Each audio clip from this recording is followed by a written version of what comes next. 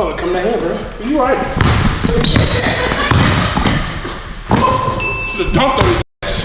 As we all know, there are levels to any sport, and basketball is just no different. A D1 hooper is way better than a regular hooper. An overseas pro, on the other hand, is generally speaking better than a college player. However, an NBA player is leagues above any other hooper out there. This did not stop YouTubers from challenging NBA players to a 1v1 game. Spoiler alert, it did not end well for them. We're gonna kick this video off by looking at how James Harden beat probably the two best hoopers out of 2Hype. Jesser challenged James Harden to a 1v1 game and he did put up a fight. However, it wasn't even close enough. At that time, James Harden played for the Houston Rockets and he was an absolute beast to say the least. Jesser stood no chance. I mean, the guy's an NBA player. The funny thing about it is that Harden was not even going 10%, probably not even 5%. He was just messing around and just having fun.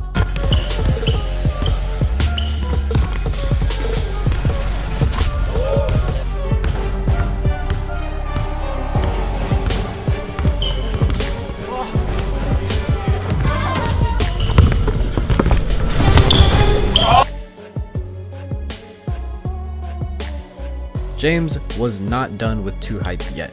He also played against LSK, who at the time was probably the best hooper out of 2Hype, and one of the best hoopers in the YouTube basketball community. He was an elite D1 hooper who could shoot, drive to the basket, play D. On top of that, he's 6'10", damn near 7 feet tall. Despite all of that, James Harden was not fazed whatsoever, barely even taking the game seriously, letting LSK shoot and overall messing around. LSK ended up doing better than Jesser did. However, once again, it was not close enough to even make James Harden sweat. You wanna shoot it? Uh-oh.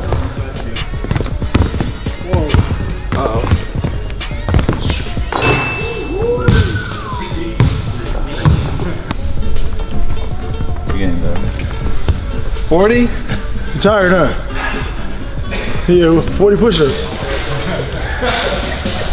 You might argue that challenging an active NBA star is a terrible mistake. However, if you played a retired NBA hooper, the results would be different, right?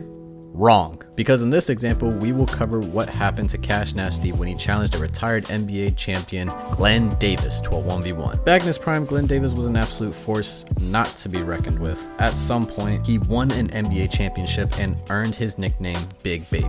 Any NBA player that has big in their name is going to be a massive hooper, and quite literally, Glenn Davis was. This did not scare Cash whatsoever, and props to Cash, he did put up a fight against the retired NBA champion. Mind you, at this time, Glenn Davis was in his mid to late 30s, already retired from the NBA 5 years from now at this point. To say that he bodied Cash physically would be an understatement. Glenn would take it to the rack and score on Cash multiple times. Cash would fight back and he managed to get a few buckets, making the game much more interesting. However, it wasn't enough. Cash stood no chance.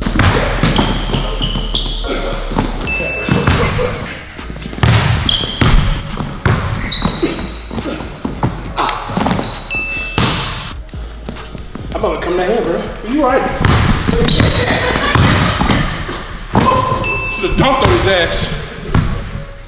I don't think I'd ever see you make a three.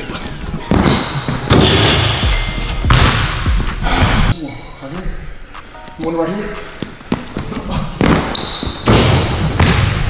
What's crazier is that Cash literally ended up with a back injury after the game. I have never seen Cash Nasty get physically outmatched to the point where he got injured. The guys will know, man, I am injured.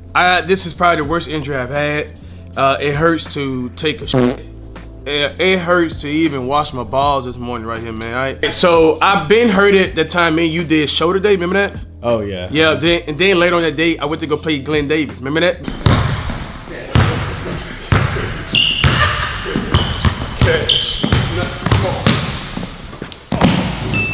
So I basically over-exert your body, what do people say? I just exhaust my body, and I was in the wrong position, did this right here. At this point, it's safe to say that the NBA players are without a shadow of a doubt better than any regular hoopers and YouTube hoopers. What about G League players? Honestly, I think that there are a few G League players that are better than some hoopers in the NBA. Which brings us to the third example of the video. T-Jazz, who is arguably one of the best hoopers in the YouTube basketball community, challenged Alex Antetokounmpo, who is Giannis's brother that plays in the G League. And just like like the previous example, it was an absolute slaughter. TJS was doing his absolute best, however, Alex was way bigger and way quicker and ready for anything that TJS had to throw at him. Alex pretty much can do it all. Play defense, shoot threes, drive to the basket. Every time that Alex would do a spin move, TJS literally had no answer for it.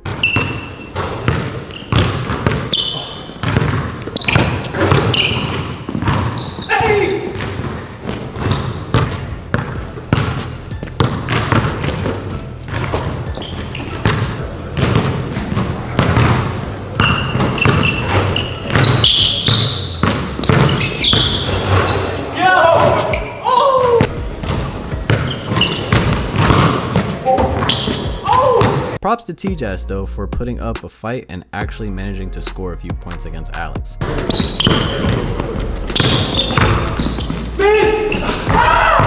However, the prime example of when challenging an NBA player goes wrong is when Cody challenged none other than Luka Doncic to a 1v1 game. It's unfair. It does. I ain't gonna lie, I've never seen the other dude play ball. So I'm probably gonna go with Luka. A few months ago, Dude Perfect had Luka as a guest on their show, and Cody was a big fan of Luka and decided to 1v1 him. And despite Cody being athletic and fairly big in size, he got absolutely outmatched in every single aspect of the game. At some point, he even got dunked on. That boom, boom, left. No, we carried it. Jones's ball. He did. Hey, you pay him. You pay him. No, I didn't say a thing. Cody ended up losing the same way Flight lost to Soul Illuminati. 11 zip. 11 zip. 11 zip. Cody couldn't even score a single bucket. At least LSK and Cash managed to score some point. But either way, NBA players are on a whole new level, and there is a reason why it's extremely difficult to make it to the NBA. Hope you guys enjoyed this video. If you are new to the channel, please hit that subscribe button for the 1v1 thoughts. If you want to go check out my page, it is The Director.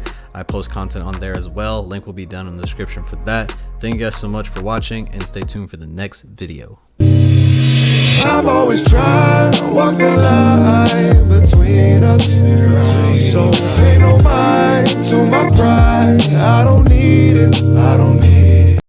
You don't realize how hard the NBA is until you really are in the NBA, like in it. Like the daily grind of everything. When you're young, it's the worst. It's like you playing play group, you doing shoot around practice, everything the team does, you do, and then you're doing everything more. Yeah. It's like all the rehab guys. If you're young, you're thrown into everything. Yeah. And then you go into the, like, you play a G League game. I remember I played a G League game, drive back, you playing an NBA game at night. Yep. Like, you're constantly like, you're like, why is it like this? I'm tired. How do you want me to be productive if I'm exhausted? Right. And then, like, you know, treatment times, like, you're the first one there. You're the last one to leave. And when it works out, everybody's like, oh, you're the first one in the gym, last one to leave. Oh, great story, this and that. It's like, bro, I had no choice. Like, Right. Like, that's just how it's set up.